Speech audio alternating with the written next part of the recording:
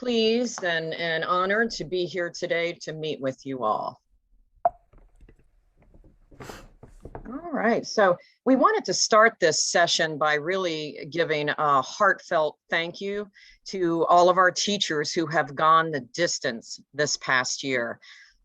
This has been, as we know, the most difficult year, and we really see you as our heroes and absolutely as first responders. And we thank you so much again for all your service to our students and everything that you have done. And we certainly hope that this year will be a wonderful year for you. All right, now this looks like old hat, I'm sure, for all of you who have been in Zoom for the last year or so in the Zoom meetings, but we're going to do a little annotating coming up on the next couple slides. And for those of you who may need a refresher, we're showing you where to find the annotate command here, and we're going to try it out next. Yeah, so you just look under next to where it says the screen, you can go under options to do that. View options. Thanks, Jennifer. All right, now this is interesting here. I love this. I'm a dog lover, so this is appealing to me in the morning. So we would like you to use your annotate tool or share in the chat box just how you are feeling today. And you may interpret each expression any way you wish. Okay. So what do we have? How are we feeling today? Oh, love it. Love it. Bailey, you really like that one. Yeah, very good. All right. All right. Number 8 from Sean. Yeah, Sean's exhausted. We get that. It's Monday. Number 6. Very good, Julie.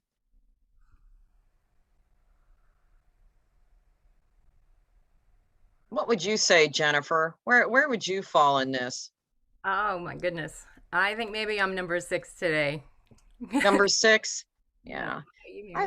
I think I'm number 9. I don't know. It reminds me of my dog that I had for 22 years as well. And I kind of feel like number 9. So anyway, thank you all for participating. And for those of you who are quite definitely number 8, we hope that you pick up as the day goes on. My dog's number 8 right now. It's He's asleep. Okay. Next to you? Yeah. Oh, very good. Very good. Well, I just have a cat now, so next time we'll have to use a cat one. Thank you all for participating. Come on. Okay. There we go. All right, and another chance for you to use your annotation tool. So who is with us today? We have on the top, I am a general education teacher. I am a special education teacher. I am new to co-teaching, and I have experience co-teaching. There is no wrong answer here. It looks like we have, it's kind of an equal match here of the gen ed and sped ed teachers. A couple new folks to co-teaching, and then a lot of experience in co-teaching. Wow, that's wonderful. Well, we hope today to introduce some new ideas to the new co-teachers, but we also hope that we can provide some refresher or some new ways of looking at the co-teaching approaches and co-teaching in general to those of you who have experience. I mean, now's the time where we start getting excited about our lessons and our new school year. So the topics for this session, we are going to look at co-teaching, the big picture, and who better than Dr. Marilyn Friend, as Leslie had mentioned before, to tell us about that. It's like a 4-minute video that I think you'll appreciate. We're also going to review factors that influence the use of the co-teaching approaches. We are going to cover examples of the 6 approaches and ideas for best instructional use, and then provide some resources as well that they are in your folder, but we also will introduce them to you at the end of this presentation. All right, so here's Dr. Friend, and she is going to give us the big picture of co-teaching, most particularly how the approaches really fall into place with this. So she is going to discuss the co-teaching approaches, professional roles, classroom logistics, and how all of this really, all of it is a part of just quality instruction for co-teaching. All right, Dr. Friend. Well, we were with Dr. Marilyn Friend, and she is a CEC past president. Welcome. Thank you. So you specialize in co-teaching. Could you first let us know what are some challenges in co-teaching? Co-teaching has been around for 30 years now. And at the beginning, it had such intuitive appeal. What could be challenging about a general ed teacher and a special ed teacher sharing a classroom and making sure they address student needs? And we've all learned over those years that it's really a lot more than that. And a number of challenges have arisen. For example, probably the first one, and that makes or breaks many programs, is administrative understanding. Because if school administrators don't deeply understand what co-teaching requires and how it's done effectively, it's not sustainable. In addition, there are very practical matters.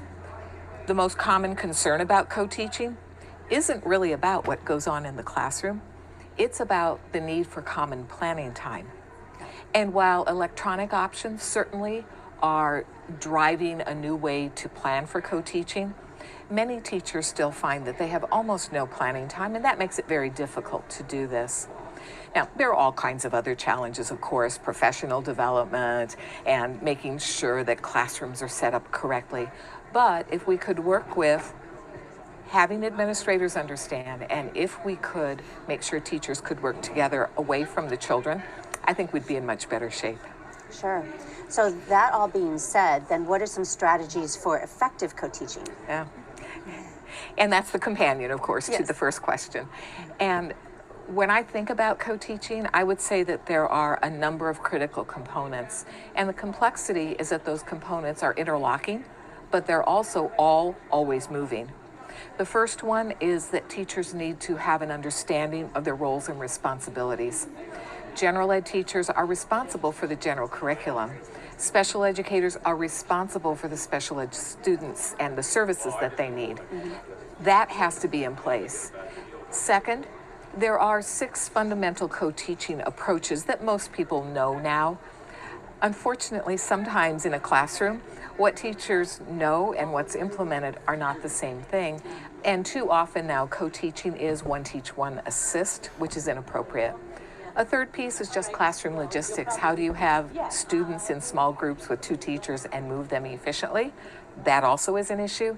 And then the most important one is the instruction that goes on that classroom. Because if students with disabilities don't receive specially designed instruction, they're not getting what they're supposed to get. So why is it important for teachers to be able to co-teach? Now, the promise of co-teaching is really about a dual goal. The first part of the goal is to provide students with disabilities meaningful access to the general curriculum in the preferred least restrictive environment, which is with their peers. The simultaneous goal is that they will receive while there the specially designed instruction to which they are entitled. And so why is it overall better for the teachers and the students? Yeah.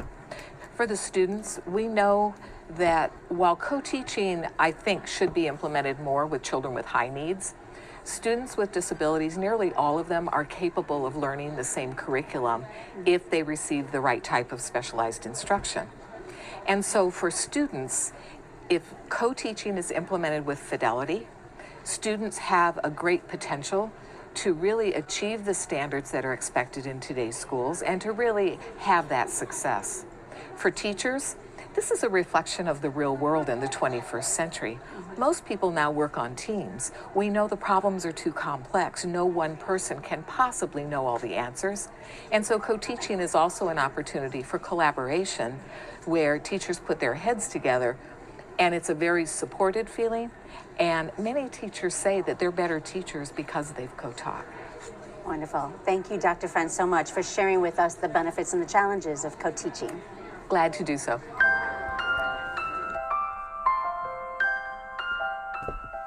CEC TV is brought to you from the Council for Exceptional Children. For more content like this, check out some of our other videos.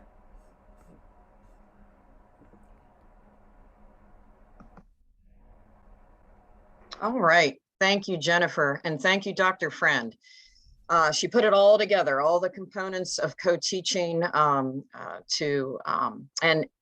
just to point to just excellent instruction for our students with special needs, but for all of our students.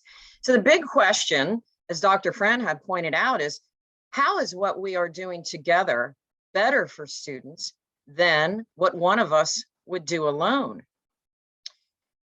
So on the next slide, we see a picture of two co-teachers who said, "You should see us in class. You can't tell us apart," for effective co-teaching. And that is good, because it's wonderful to have the content knowledge. It's most helpful, and that will happen the longer that a special educator is working with a general educator.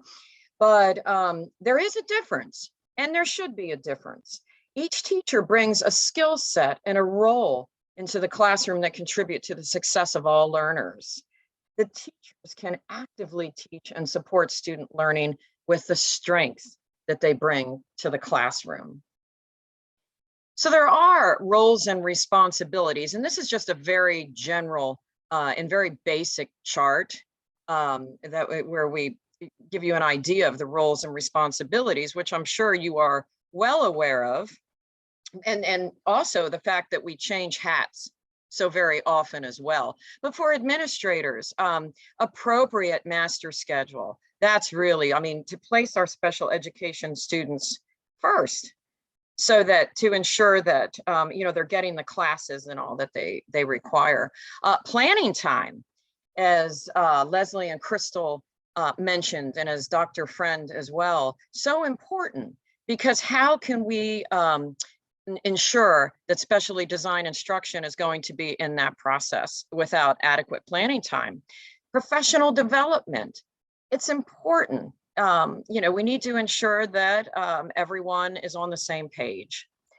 But the general educator really has the curriculum experience. We say classroom management, that's the special educator, and the general educator really should be involved in that.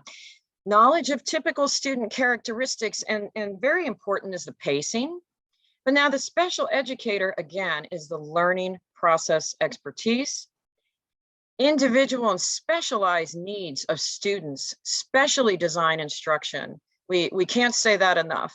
So important that occurs, that's delivered to our students.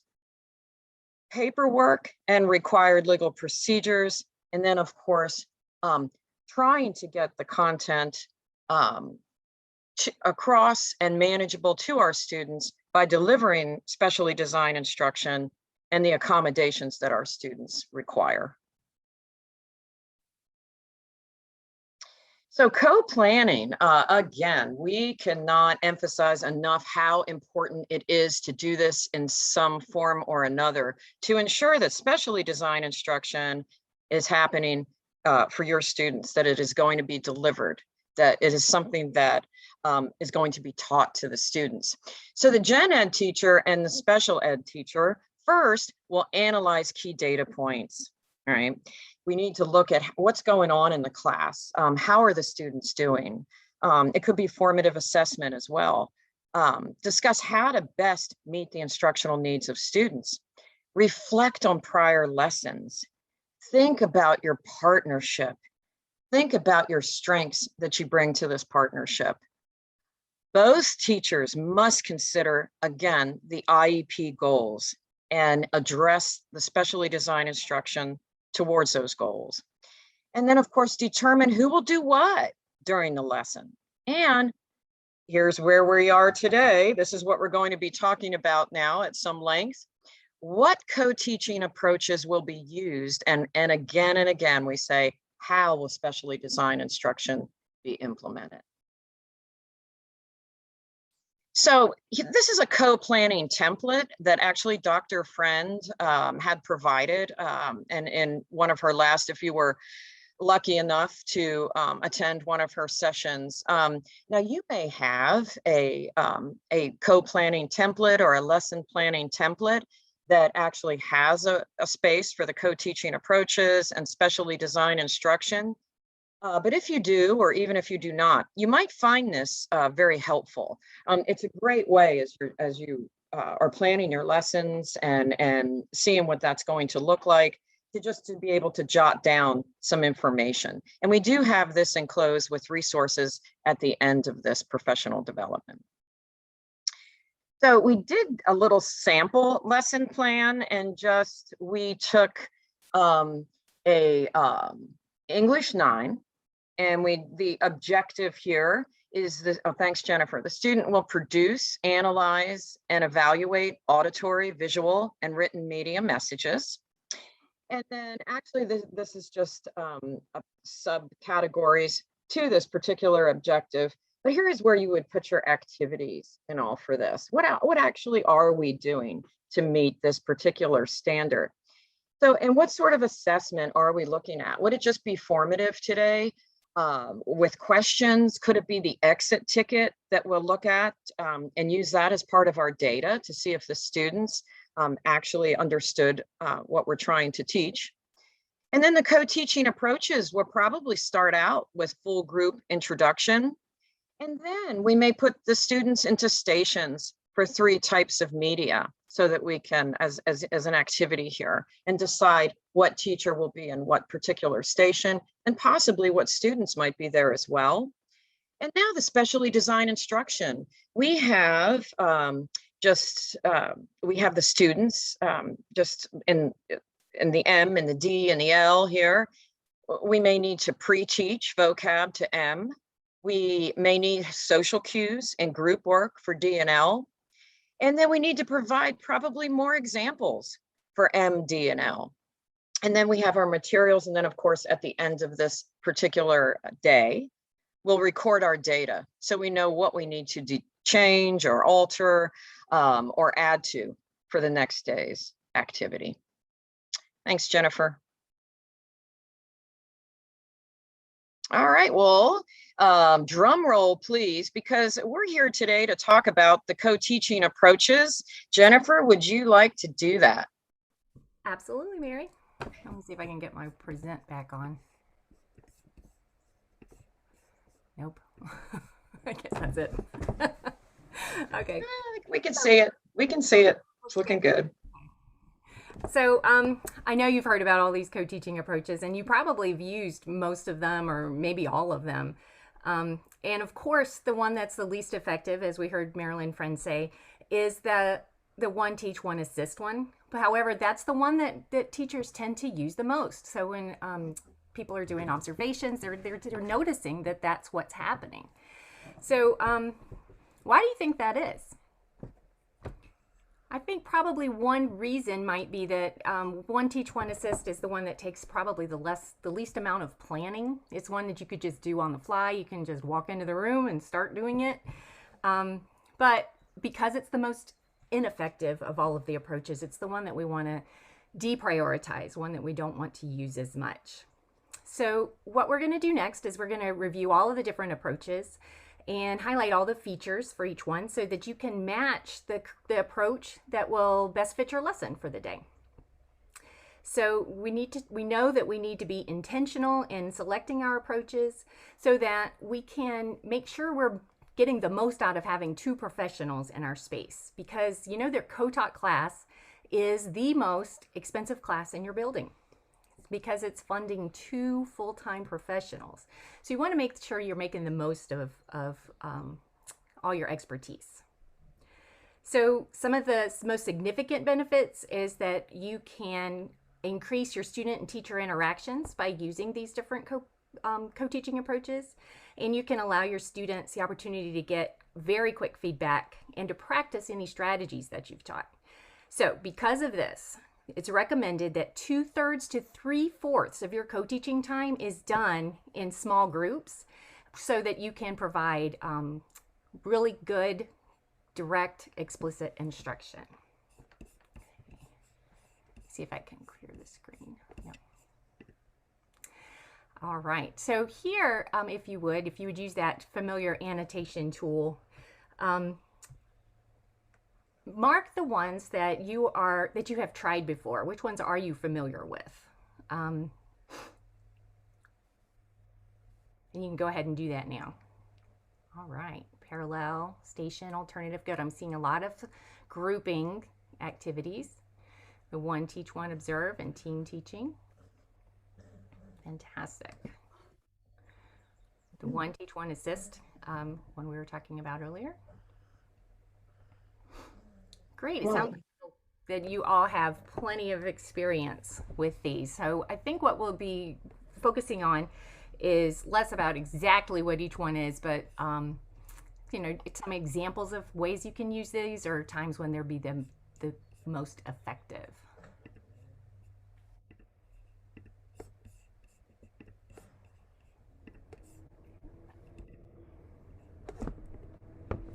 All right, so first we've got parallel teaching. This is an approach that takes a good bit of co-planning so that you can coordinate your instruction with your co-teacher.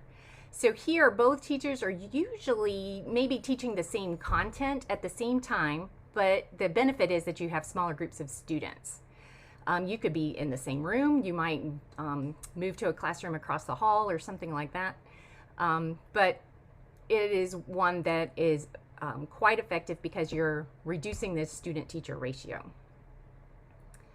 So one of the cautions is that both teachers need to be really, really familiar with the content that you're teaching. So, and you need to make sure that you stay on the same pace. So a lot of times co-teachers have different styles of teaching. So here you want to make sure you kind of coordinate so that each group is getting the information that's needed. You can vary this strategy a little bit. So you could do, maybe you could do different content, or maybe teach two different strategies. You might have students choose which strategy they want to use, or you could place them where you think they should go, or you might want to teach different strategies and then come together and then explain that, have each group explain those strategies to the other group. There's a lot of different variations you can do. For English, you might take two different characters from a story, and each group do a different character, and then you could compare their characteristics and the different points of view, and then come together and maybe have a Socratic seminar or debate or something where you are arguing different points. This would also work for a history topic where you would talk about different historical perspectives.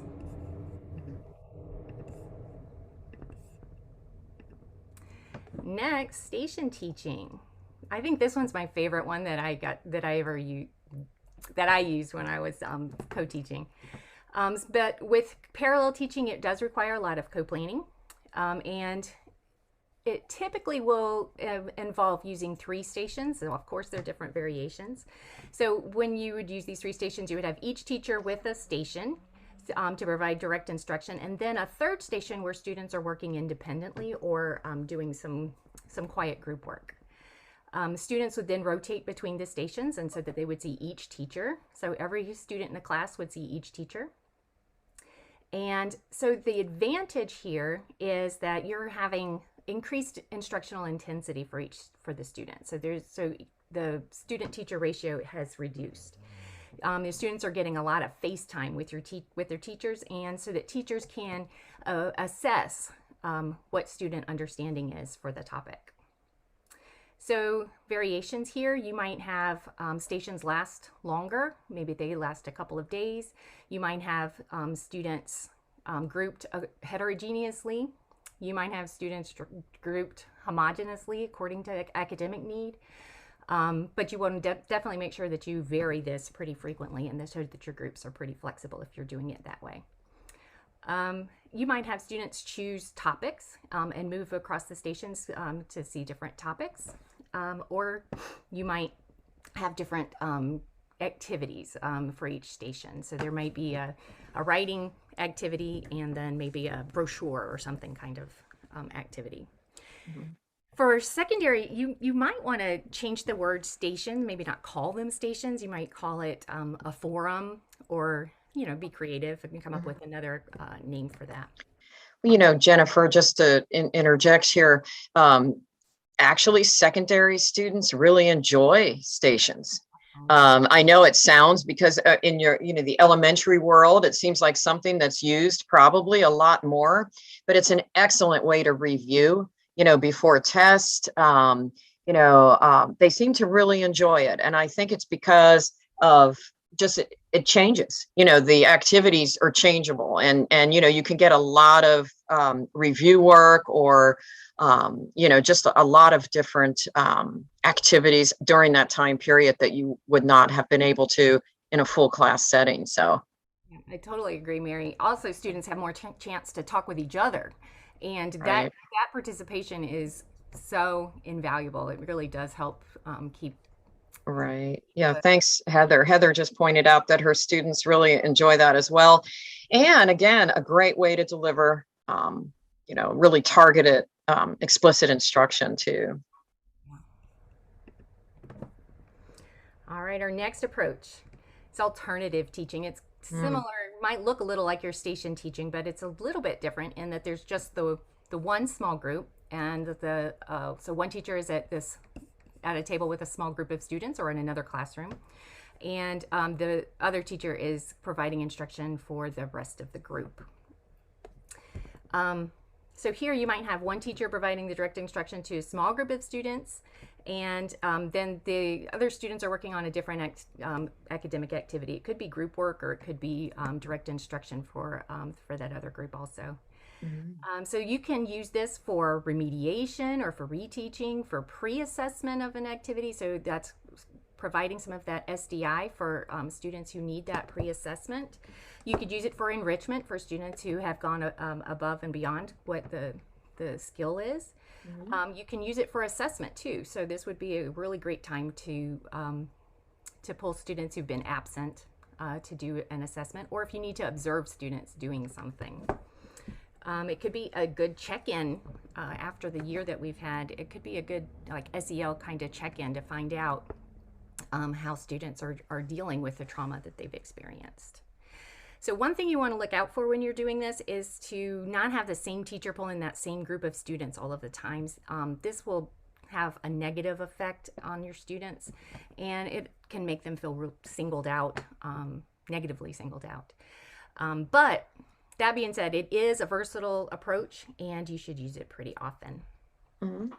And one thing to point out as well, parallel, station, and the alternative teaching approaches really should be used the most, to provide that direct, explicit instruction. So something to think about as you're planning your lessons. Yeah, reducing that student-teacher ratio is really the biggest benefit that you can get from having your two professionals in the class at the same time. So next we've got this one teach, one observe. And this is one that you would not need as much co-planning for, but you do need to have a good grasp of the data in your class. So it's one that you would think about, what data do I need to collect? What is there an IEP goal that I'm working on, especially a behavior goal or an engagement goal, things like that, so that you can collect data on your students. Mary, do you have anything to add about student behavior collection? Data collection? No, but I do think that this is, really an important approach, that again, it's used when needed as far as looking at students, but it's also great as far as our professional growth. I love it if I said, well, am I choosing boys more than girls in the classroom? Am I repeating a word too often? Whatever it might be. It's a wonderful way to say, could you just observe for about 10 minutes or so and let me know? We can talk about it afterwards. So it really is wonderful. It's a wonderful approach, but again, it's when needed. Yeah, it's a great opportunity too. If one teacher is more experienced in teaching a strategy, one way to demonstrate a strategy or some content for another teacher to watch. So you can use this professionally, you can use this to benefit your students in lots of different ways. Yes. All right, so next we have team teaching, and you might be surprised that this is one that we would use seldomly. So it's not one that you want to use all of the time. It does take a ton of planning to be able to do this one really well. However, you should, or you can use this, and you can be really effective with using this. But it, again, because you have that whole group of students, you're not really having that instructional intensity. And so that's the reason why we want to use it a little bit less. It can be a really engaging tactic to use while you're doing a lesson. It could be a good way to introduce something, do something really fun, and you know, kind of develop that team feeling in your classroom among your students. You know, but you might have one teacher teaching the lesson, giving the content, or, you know, kind of doing the lecture-y part, and another teacher is demonstrating a strategy or a note-taking for that. So you might use a Freyer model. One teacher is explaining and talking, and another teacher is helping students to focus on the information that needs to be written. Absolutely. I have seen very powerful team teaching, but again, it still should vary in roles and responsibilities. And again, it does take that planning and that co-teaching relationship, but I've seen it work beautifully. Yeah. Yeah, and the longer, of course, you're together, the more streamlined your team teaching becomes. Absolutely. It takes a lot of time. So that's another reason why you probably want to save this one for later. So finally, this last one is one teach, one assist. It's one that you want to use seldomly. Dr. Friend mentioned that it's one that's kind of inappropriate or ineffective to use. So you're losing your benefit of having two full-time professionals if you use this one all the time. You're losing a lot of instructional intensity, and so you don't want to use this one very much. The reason you're not using it a lot, it's got that whole group instruction again with one teacher, does end up appearing as an aide in the class. And so that, they may not end up with as much credibility if they are seen as a helper rather than somebody who is able to make decisions in the class. So one of the benefits is it doesn't take very much co-planning. It's one you can just walk in and do. But it should be in your toolkit. You may need it occasionally, maybe if you're trying to generalize a skill into the class, trying to get a student to use a strategy or something like that more often, and you want to remind them to do it kind of inconspicuously. This is one way that you could do that. So these are the factors that will affect the selection of which co-teaching approach that you would choose. So first, you would look at your student characteristics and needs. What specially designed instruction do I need to provide? That's one of the factors. Your teacher characteristics. What are your strengths? What concerns do you have? What is the curriculum that you're using? Do you need the increased instructional intensity? Do you need to provide all the information at the same time? Those kinds of things. The logistics, your co-planning.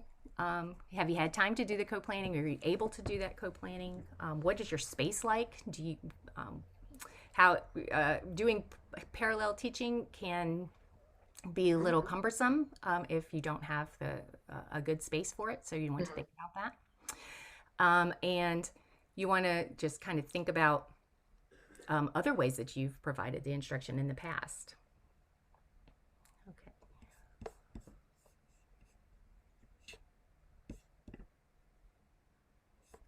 All right, so we have a quick little demonstration of the 6 co-teaching models, and you will see elementary students in this video, but you can get an idea of what the approach would look like. You might make some adjustments for secondary students. For example, you might, rather than sitting on the floor, students may not be comfortable with that. You may want to just move chairs. You might just move your desks. You might move to another room altogether. But you get the idea from watching this, and you can make the selections that you need to. Ms. Hartsky.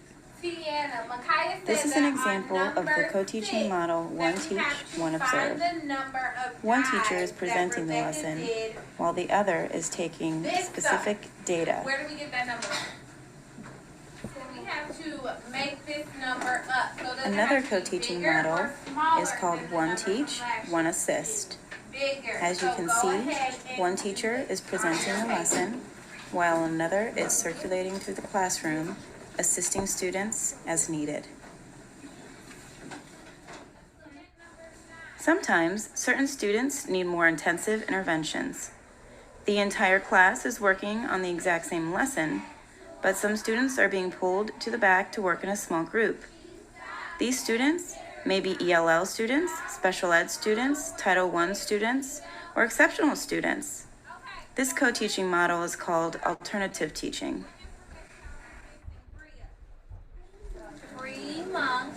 Here, we see one small group working with the general ed teacher. They are working on a literature story, a read aloud. Once we look over to the rest of the room, we see that there is another small group with a special ed teacher. What you can't see is which group has special ed students, ELL students, Title I students, or exceptional students. The student-to-teacher ratio becomes smaller, allowing for more intensive instruction for all students in the classroom. This is called parallel teaching. The same thing is happening in both groups in the classroom. Team teaching is probably one of the more complicated co-teaching models. Ms. Harsky, the learning specialist, is reinforcing the process or the learning strategy at the board. The students are focused on the learning strategy. Ms. Harps, the general ed teacher, is in the back of the room. As Ms. Harps was presenting the content, Ms. Hartsky was modeling the process and strategy being used. Ms. Harps feels comfortable interjecting when needed. One thing to remember while using this co-teaching model is that team teaching takes a lot of collaboration, communication, and time spent getting to know your co-teacher. The last co-teaching model that we'll talk about is called station teaching. We also know it as cooperative learning. At Confluence, one of our goals is to increase student engagement and increase the amount of student participation. One of the ways that we do this is by using COENG structures. We have many different resources that can help us in choosing appropriate structures to use in the classroom. If you are already using cooperative learning structures in your classroom, the next step is to add the co-teacher. Once you do, the amount of student engagement and participation can only increase if you have another teacher to support you in the classroom. Using data can help increase the effectiveness of your instruction as you purposefully plan student groups while using cooperative learning structures. Let's let you decide which co-teaching model this is. One teacher is teaching a large group at the front of the class, the other teacher at the back table on her cell phone. Clearly this is a non-example. Here, we have two groups in the classroom. We have the large group who is working on math with Ms. Harps, and a small group working with Ms. Hartsky at the back table, working on reading. This is not okay. This is another non-example. Reading and you're asking.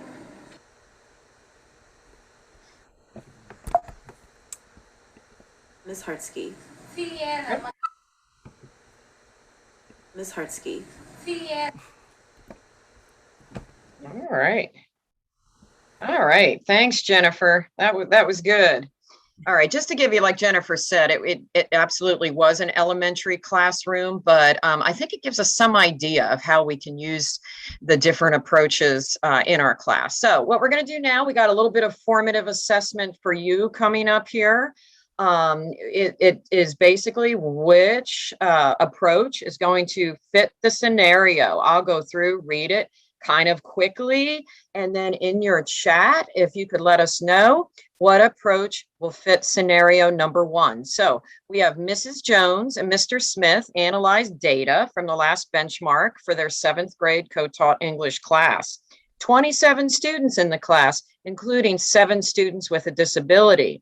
In analyzing the data, the most missed questions were related to SOL 7.4C, 7.4D, and 7.5K. The teachers created 3 activities to review, reteach each SOL strand. 1 activity will incorporate technology and require students to work with a partner while each teacher leads one of the remaining 2 groups. Students will spend 20 to 25 minutes per group before they rotate. So what approach are we using? Oh, Jennifer, we did not make this difficult enough. All right, few more, everyone. And this gives you an idea too, how can we use these in our classroom? All right. Absolutely, it is station teaching. Thank you, folks. Station teaching, again, one of the big 3 that can ensure that you're providing explicit, direct instruction to students. All right, scenario number 2. Let's see if we can trip you up on this one. Ms. Smith and Mr. Kelly take turns leading instruction in their 8th grade math class. As Mrs. Smith leads the students in a discussion to compare and contrast supplementary and complementary angles, Mr. Kelly uses the Promethean board to create a Venn diagram and demonstrates that strategy. That includes some visual examples. After the students are able to explain the difference between supplementary and complementary angles, the students are able to apply their understanding to solve for the missing angle measures. Mr. Kelly leads the discussion and uses the individual questioning strategy to call on specific students, while Ms. Smith records student responses on the Promethean board. Which strategy? I don't know, Jennifer, they just picked this up like you didn't get 10 words out and they got this. I got it. Yep. I'm telling you. Okay, very, very good. So it's one really great to use for short periods of time because you want to make sure you're reducing, again, that student and teacher ratio and increase that student participation. And so another benefit here is to promote the idea that the general and special education teachers are equals in the class. So this is another time you might want to try that. Mm-hmm. Next scenario. So one of the reasons we're doing this scenario is just for that formative assessment, just to kind of review them, but also to give you some examples of how you might actually use this in a class to see what it might look like. Mm-hmm. Number 3, Mary. All righty, I'm back. All right. Scenario number 3, Mrs. Brown, Mr. Jones just completed a formative assessment on force, energy, and motion. 4 students struggled to differentiate accurately between potential and kinetic energy. Mrs. Brown will work with this small group of students to reteach and remediate these concepts while Mr. Jones oversees the remainder of the class, beginning their work on a unit project applying these concepts. Oh, it's looking good, looking good.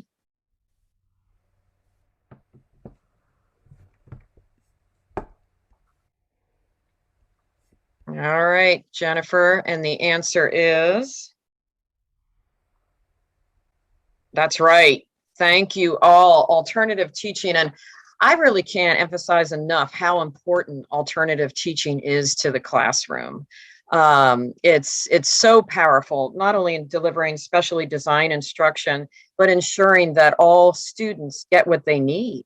It's wonderful after reviewing data to look and to see what group, maybe you have, 6 students that all miss the same question. on one of your quizzes, or clearly you see that they're struggling, wonderful time to work with them at this point, and actually wonderful as you're working with your planning process to say that we always have like this tier 2 approach in our back pocket.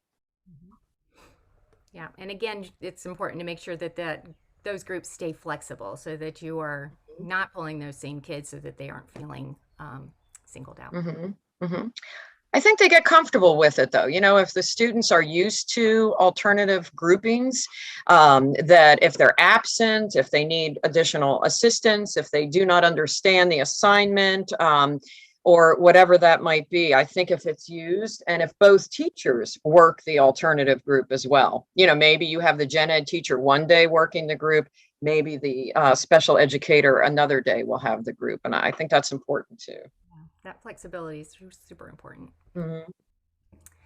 All right, so here we've got another class, Mr. Adams and Mr. Green, and they are getting ready for a benchmark assessment on simplifying algebraic expressions. So 2 students in this class have goals related to decreasing call-outs during instruction. So Mr. Green collects data on the number of times the students call out. So what approach? Mm-hmm.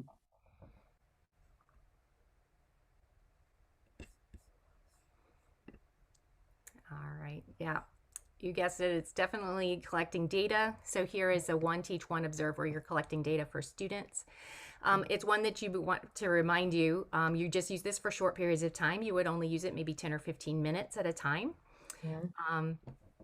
And that's about it. Mm-hmm.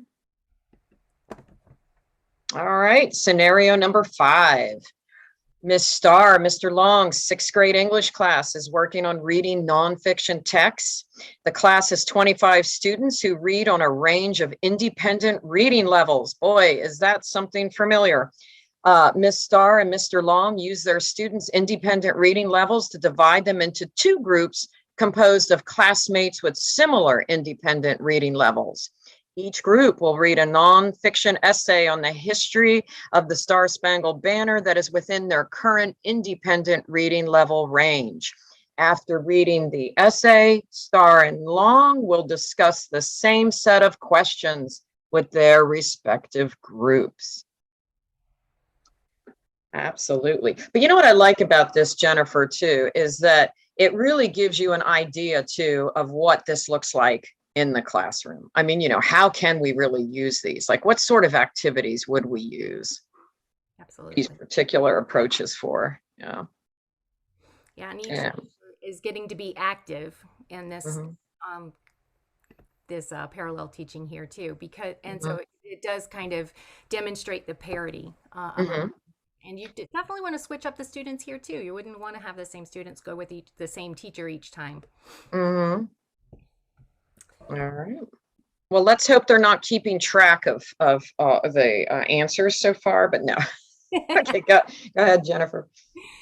All right, so in this scenario, we have students working in their table groups to identify geographical, historical, and societal information from a given country's maps. Mr. Mallard is guiding the instruction by leading the class through a series of questions requiring the use of the maps, while Ms. Lyons is quietly helping the groups and individuals as they encounter challenges as they're working. Oh, yeah. There we go. Yeah, one teach, one assist. Again, this is one you want to use less often. And if you do use it, make sure you're switching up the roles so that you can maintain parity with your teachers. Really good if you have students who need extra support. And you can use that teacher proximity to disrupt some of those behaviors occasionally. But if you're going to have less of those behaviors if you're dividing your group up into the smaller groups, into those more active classroom activities. Then if you're using one teach, one assist, that whole group is going to be more prone to disruptive behaviors. Excellent. All right, well, we're about at the end of our presentation, which is good. I think they'll appreciate that we've stayed to our time somewhat here, Jennifer. I think we've moved forcefully here. But these are the resources that we've provided to you in your folder. The first one is a co-teaching approaches document, so that you kind of have these at your fingertips. So when you're doing your planning, to think that, well, today's review day before the test, maybe we should try stations, or maybe we have a set review, but we'll put the students in 2 parallel groups and we'll reconvene.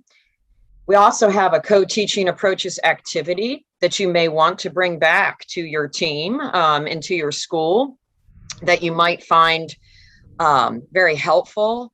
It has a place that also that you could fill in as far as when you might use the co-teaching approaches. The weekly lesson plan template from Dr. Friend that we referred to and gave you a little example early on, wonderful template for you to use, is also right there. And then for those of you who still may be participating in virtual co-teaching, we did put the co-teaching approaches virtual. It is a 13-minute video, but we know that there still may be some virtual instruction happening this year, and it's really a pretty informative video should you need some instruction as far as virtual co-teaching using the approaches. Is there any questions? Oh, yes, planning. So again, when you are thinking about this next school year and working with your co-teaching partner, think about how these approaches will help you to deliver specially designed instruction, help assist you in just direct quality tier 1 instruction in your classroom. So we hope that you found some of this information refreshing, something to get your thought processes active as we consider the next school year. Jennifer? Exactly. I just placed in the chat the folder to the handouts for our session, so you can click on that. Awesome. Thank you. If you need them. Okay. Okay.